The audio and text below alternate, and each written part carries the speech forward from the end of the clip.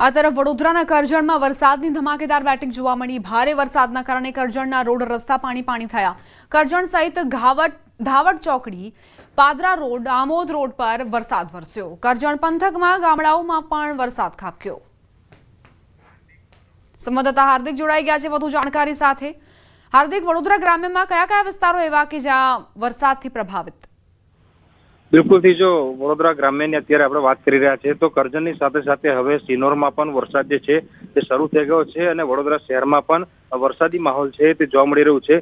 જો કરજણની વાત કરીએ તો કરજણ મુખ્ય જે શહેર છે ત્યાં તો વરસાદ વરસી જ રહ્યો છે, પરંતુ હાઈવે પર વરસાદ છે। ધાવડ ચોકડી, પાદરા રોડ, આમોદ રોડ છે ત્યાં પણ વરસાદી માહોલ જે છે તે જોવા મળી રહ્યો છે। તો સાથે સાથે સિનોરની વાત કરીએ તો અત્યારે સિનોરમાં પણ ધોધમાર વરસાદ જે છે તે વરસી રહ્યો છે। સિનોરના સાધલી, ઉત્તરાજ, તરવા, ટિમ્બરવા સહિતના જે ગામો છે ત્યાં વરસાદી માહોલ જે છે તે જોવા મળી રહ્યો છે અને વરસાદી માહોલ જામતા જે નાગરિકો છે તેમને ઘણી એવી રાહત થઈ છે, કારણ કે અસહ્ય ગરમી બફારાથી લોકો ઘણા સમયથી પરેશાન હતા અને વડોદરા વાસીઓ વરસાદની આતુરતાથી રાહ જોતા હતા। ત્યારે હવામાન વિભાગે રેડ એલર્ટ જાહેર કર્યું છે અને ભારે વરસાદની આગાહી કરી છે, ત્યારે એની અસર જે છે તે વડોદરા શહેર અને જિલ્લામાં અત્યારે વર્તાઈ રહી છે।